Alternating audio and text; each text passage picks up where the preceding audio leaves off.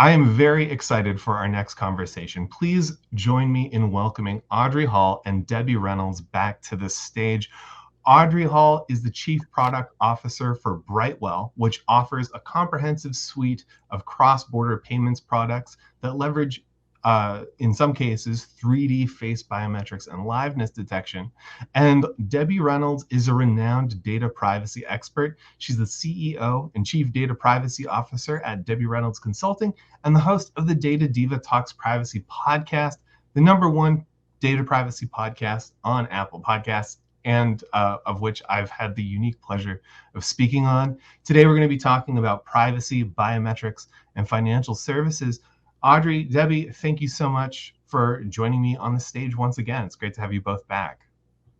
Yeah, thank you for having us. Super excited to be here. It's a pleasure as always, Peter.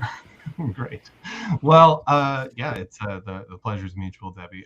So I'd like to start off just introducing Brightwell, Audrey. So last year, you were on our stage discussing the specific use case of protecting money transfer for cruise ship workers. So my first question for you is, how does Brightwell improve the lives and protect the financial situation of hospitality workers around the world? Yeah, so just for a little background, Brightwell is obviously a payments technology company, and we help people send money around the world. And one of those products that we have is a product called Navigator, and Navigator really services the cruise industry. So it's really interesting, but cruise workers come from all over the world, right? So 140 different countries, if not more. And what's interesting about how cruise ships used to pay crew workers is they would have pallets of cash delivered to these ports, millions of dollars, and load them onto the ships. And then the paymaster or purser on board would essentially count out the pay for that week and hand an envelope of cash to the crew member. This was obviously like a huge security risk for the individual, and they can't really do much with a bunch of cash on board because they have no way of getting that money back home to their friends, family members, etc. And so they just really couldn't leverage all of the hard work and all of the efforts that they were putting in. And essentially the reason they chose this lifestyle is to support those people back home. And so this was something that really kind of opened up an opportunity, and Brightwell stepped in and helped to fill that with the Navigator product, which is a mobile app where essentially you can go in, look at your funds, your payroll funds, send them back home, choosing one of our remittance options.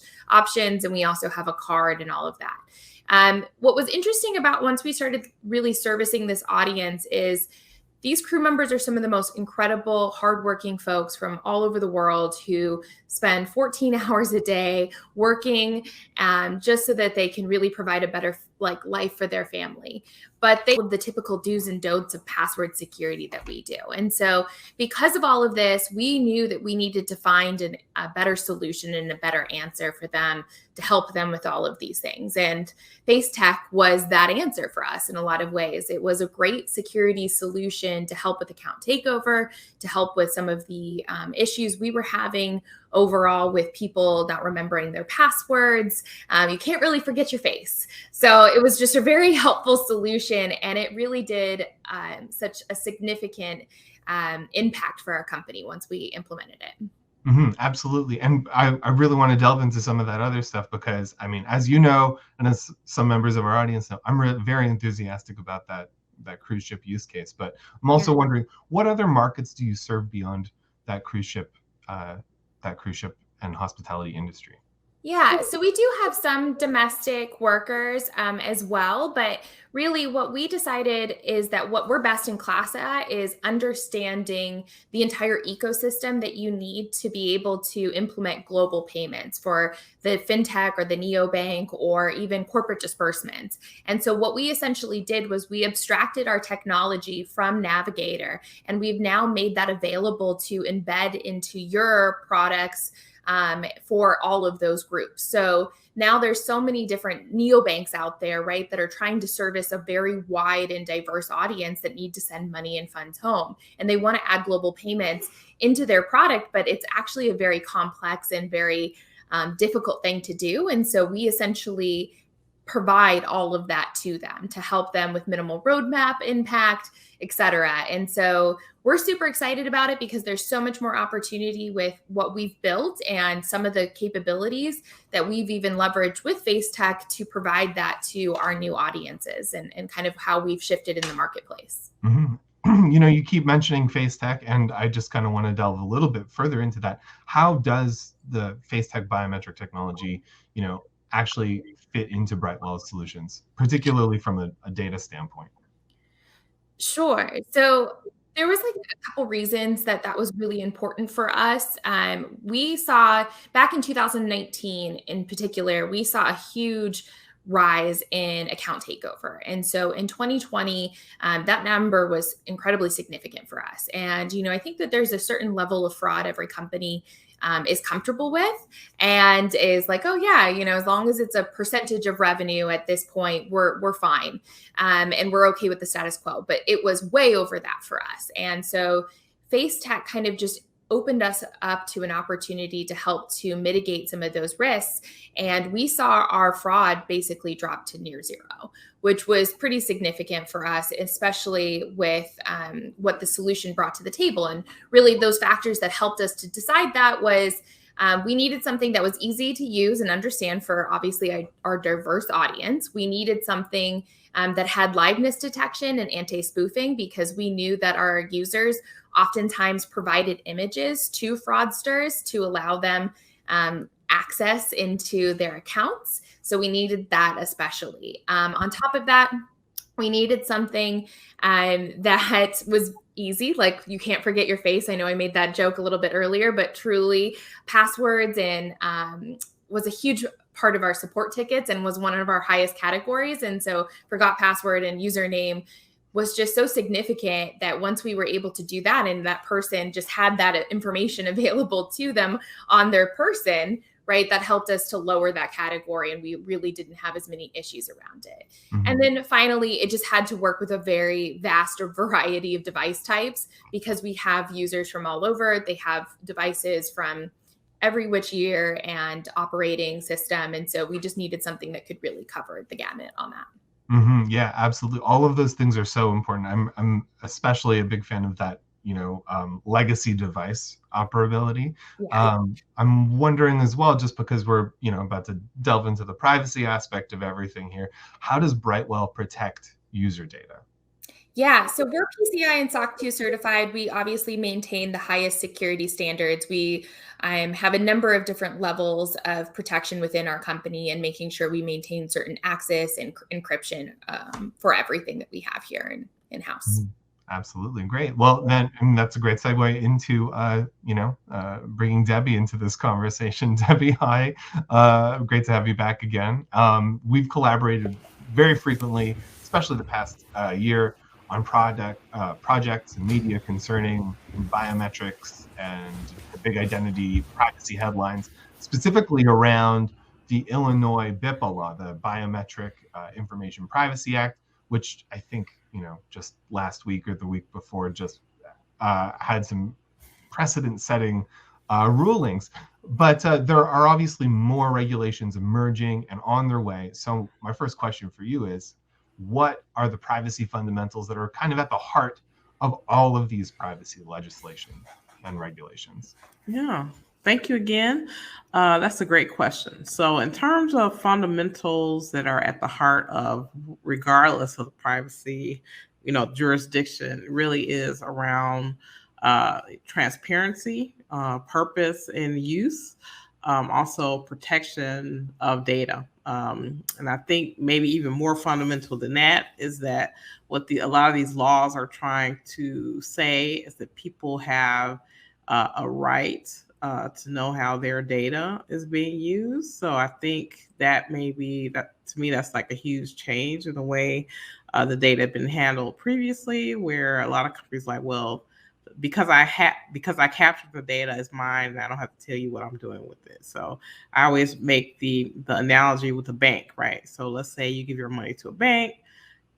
What if you say, okay, give me my balance? And they're like, well, we don't have to tell you what their balance is because it's, we have the money now, you don't, or whatever. So that doesn't fly. So I think people thinking about data in those ways will help organizations really be able to not only go into more of these emerging tech spaces, but also do it in a way that makes people the humans feel more comfortable. And also as Andrea talked about, implementing technologies in a way to reduce fraud, reduce risk, and also give people that comfort. That's kind of what we need now.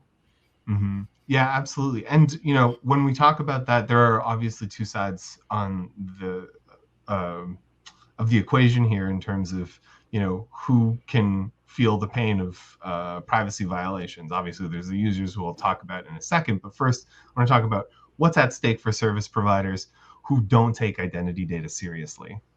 Yeah.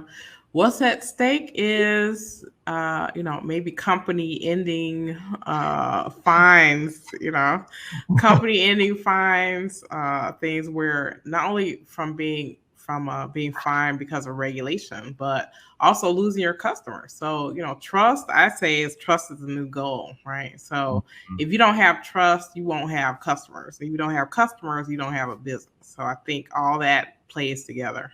Mm-hmm. Yeah, absolutely. And, we keep seeing it, as I said, the headlines, these consequences are very real. But I think no matter how it affects a company, the real victims are the folks whose privacy is infringed upon.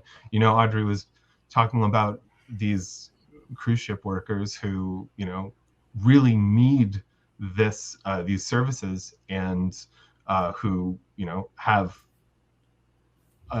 until we've had like new technologies that can facilitate it, we've really had no other option but to use technology that kind of left them vulnerable to fraud. So what's at stake for users who find their privacy compromised? I think it's pretty significant what's at stake, right? I know from a company perspective, when you're thinking about people, you're thinking, oh, well, we have a percentage of this or percentage of that. But if you're the person whose privacy rights were violated, if you're the person whose data was breached, that's everything, right? So I don't think a statistic can really tell the story of someone, especially in this use case situation where someone's away from home, they don't have the support, to maybe be able to even untangle the problems that they may have with their finances. So being able to have these types of technologies come in and help is really critical. One thing I also say about the internet, I know, Peter, you're too young to remember this, when the internet became something that became commercially viable. But the internet was not made for security.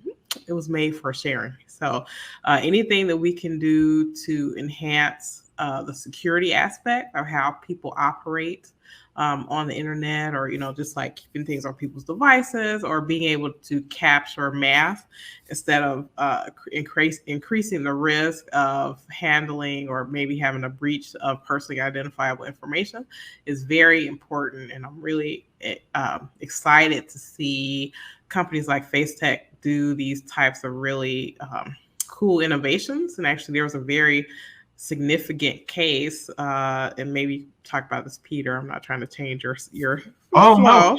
But yeah, it's pretty significant. This case that came out recently with BIPA. Yeah, we can delve into it. So if everybody watching, if they're unaware, that we've reported heavily on it on FindBiometrics, so you can also check this out. But FaceTec was caught up in a class action lawsuit, but because of their privacy by design technology, they don't actually store any of the biometrics or liveness data that is used. They went to the prosecution. They explained how their technology worked, and then they had, and Debbie, you can correct me if I'm wrong on the details here, but they had the case just dismissed, at least against them. Yeah. Yeah, absolutely. So, it's pretty significant, right? Because, well, for FaceTec, but also the biometrics industry as a whole. So basically, for like a lot of times I work for companies or advise them, and a lot of the lawyers are the blockers, right? They're like, well, someone say, hey, we love this technology. And maybe the legal team will say, well, we're afraid this creates more risk. We don't really understand it. So being able to have a breakthrough where you're saying to people in the legal profession who love precedents, by the way, hey, there's a precedent where if the company is using biometrics in a certain way, that will not create more risk for you. So I'm hoping to see more innovations that go in this way, and also be able to really truly explain. Because I think, something that Peter and I have talked about a lot, it's like, hey, this biometrics can really help you if it's done correctly. But unfortunately, we see people who just want to collect as much data as possible. They don't want to really secure it. They don't want to really be upfront and transparent with how they're using it, and that creates a problem. Mm-hmm, absolutely. Audrey, do you have anything you wanted to add to that? I mean, as a company that integrates FaceTec technology, I mean, the news like that must be like music to your ears, probably. Yeah. I mean, we're on obviously the other side where we have to deal with a lot of sensitive data and privacy protection. And so, like, for me, it's a part of my everyday, and it's a big part of like what my job is, right? And also to make sure that our users feel secure and feel like that we are a trusted brand for them to be providing this information to. And so, everything Debbie touched on was just so true and relevant to today, and how the internet was initially created for a very different purpose than what we use it for today. And I thought that was such an insightful piece to bring up, because I think we lose sight of that oftentimes. And in addition to that, I think that there's so much pushback too around adding friction into the experience, right? Like people almost put together security and privacy protection as friction. And I think that that's a mistake of how we're looking at it, right? And that's why I think certain technologies or certain opportunities like the integrating with like embedded solutions like this SDK is a really amazing way to reduce that friction level, to create an embedded experience, which, helps with stickiness and owning the consumer experience. But not only that, providing a really great solution to the end user that adds value. And I think to build on top of that, even, it's like, how do you message that, right? At the end of the day, it's your responsibility too to message the value of why you're adding in quote unquote friction or this extra layer of security that really benefits them. Not to go too tangent, but we even saw with the Apple commercials when they started talking about security, right, as like a value add. That's the first time I feel like we've really seen someone come out into the marketplace and put out these ads that are like, yeah, face security, biometrics, use it. This is a great thing for you. And this is why our product's so amazing. And I think so hopefully that's also starting to shift consumer mindset as well, of like, these are great things. It's not scary to give away my face in that case.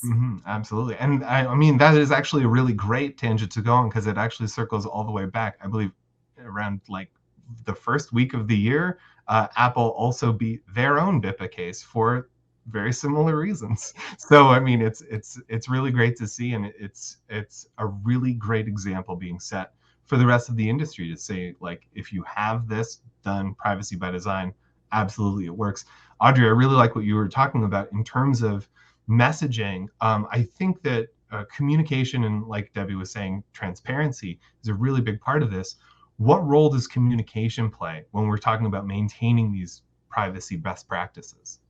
Yeah, so we really take on the onus that being a fintech provider is about inclusion. And we often believe that we need to have a strong sense of conviction when it comes to educating our users, making sure that they understand, and we have transparency across everything that we do for them. And so we try to do that in a way where we break things down into language that they can understand. We really try to use iconography or flows or charts to help to explain how everything is done. We do this through a variety of delivery methods, through email, our website, videos. and working with the on-chip staff as well so that they're educated. And if users have questions, people are able to answer those. And, I also think working with consultants like Debbie are another great avenue for that, right? Because they can help you to figure out, how do you say this? How do you do this in a way that's necessary so that you can really feel like you're educated and providing the best content that you can. Absolutely. And I mean, I'll let you pipe in on this soon too, Debbie, but I just want to also mention, like, speaking to a consultant like Debbie, specifically speaking to Debbie, helped me understand BIPA a little bit better too. I'm from Canada. Everybody knows this by now. The land of consent. I didn't realize that you just needed notice to get around, not get around, to comply with certain privacy regulations. And that's another thing that falls into this. So Debbie, I wonder if you can expand a little bit on some communication practices. Yeah, it's very important. All the things that Andrea said, those are perfectly fine. Those are all great. I feel like you can't communicate enough, right? So any channel that you can communicate on, any way that you can reach the consumer, anything that gives them more trust will help you as a business, not just with your existing customers, but new customers as well, right? So being able to have that message, being able to have that be a part of your brand, that you're communicating this, you're open, you're upfront, you're trying to help the person is important. I also think there's a shift that needs to happen, that is happening, that I'm seeing brands like Apple are being successful here, and that is having more of a customer first mindset, right? So I think companies have been forever good at being able to determine why something was good for them, right? But not as good as saying why a product or why a service is good for the consumer. And so not just in like a product and services way, but also in a data protection or a data security or data privacy way. So it's like, okay, you have a cool bell and whistle. This looks like this is going to fit me, but then, how are you protecting my data? So I think companies need to get the mindset that is, table stakes right now, right? They need to be able to tell that message and be able to say it as much as possible. Absolutely. I mean, I wonder also about how effective this communication is. Audrey, in your experience, how informed is the average financial services user when it comes to their privacy rights, or just like in general, sort of a technological literacy, and sort of what strategies you outline some of them in terms of how you help people understand this, but how are you communicating these certain things and improving that literacy? Yeah, so I think I have an unfair population for that question, because our users are definitely not as familiar as maybe the average consumer. And we've seen that in some of the other surveys that we've done ourselves. There's more consumer understanding overall in the marketplace, but in particular with our users, because they are new to this kind of digital economy, to having like digital currency and access to those things, who are typically underbanked or unbanked. It's been a much bigger kind of hill to climb, right? And I think that there's much more that we need to do to make sure that they are educated, that they understand, and like I said, breaking it down into digestible chunks. And so that's why you see so much from us when it comes to content and delivered in different ways, because we also believe people learn differently, right? And so that's why it's important that we have video versus blog content versus email or social. Like, we're trying to deliver it in every way possible so that way we actually kind of hit the person the way that they need to be educated and the way they like to learn and to be communicated with. And we have seen some changes from that, right? Like, I think when we first even launched with FaceTec, which we call FaceCheck on our side, which was actually really convenient that we could kind of change it a little bit to fit how we wanted to message it. We're just checking your face, we're checking who you are, was like a really difficult thing for our users. There was a very big kind of fear of Big Brother, or like, what are you doing with this? Why are you collecting this? Why do you need it? And so we really took marketing to the next level on that, because it was really about, no, this is the value. We don't want your funds to be not secure, right? We don't want you to fall victim to phishing or social engineering scams. We want you to be able to have an extra layer that's protecting you when even you're doing stuff that may not be the best practices. And so I think, again, ultimately, we just constantly kept trying to iterate on our messaging, find ways to make it stick, and then just continue to do it. To Debbie's point, right? Over communicate, do it more. And if you've said it 5 times, you haven't said it enough. So you just keep going. And I think that has made a huge difference for us. Absolutely. Yeah. I mean, I really love that multi-channel approach. Obviously, it's something that we practice here at FindBiometrics a lot too, because these are complicated and relatively new ideas, regardless of, I mean, yes, you're playing the game on hard mode, Audrey, obviously, in your situation, but it is a very difficult thing, and you need to, constantly repeat it. It's much more than the rule of 3 at this point. We are getting close to the end here, so I just want to, in that spirit of sort of repetition, I just want to kind of emphasize right now about how there are benefits to this beyond regulatory compliance. So Debbie, if you could answer this first, beyond regulatory compliance, what is the business value of maintaining privacy best practices? Yeah, the business value is revenue. It's a bottom line benefit to companies. So companies that don't take privacy seriously in the future, can't be transparent, will lose customers, existing customers, and it will reduce the new customers that they'll receive. So we're seeing, as you and I talk about all the time, it's not a coincidence that Apple has had some of their best quarters ever after they introduce things like app transparency, right? So that transparency tied with being able to have more of a privacy first or consumer first focus has a very direct bottom line benefit to organizations. So if they can find ways to be more secure, help people help themselves, those will be the most successful companies in the future. Absolutely. Audrey, does that check out with what you've been experiencing with your best practices? Yeah, absolutely. I mean, if you don't take it seriously, you're not going to be in business very long. Right? Like, that's the bottom line. It's just like, you're not going to be in business, and it will come back to bite you. So. Absolutely. Well, I mean, what an ominous note to end on. What a positive one too. Thank you so much, both of you. Audrey, how can folks get in touch with you if they want to? Yeah, you can find me on LinkedIn, Audrey Hall. Pretty easy to find me there. Love to chat.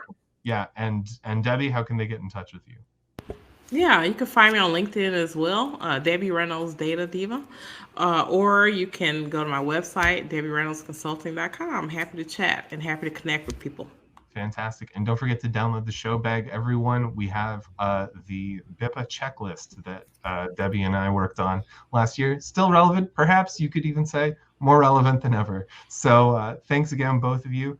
And I hope to have you back on the stage again. Thank you. Thank you.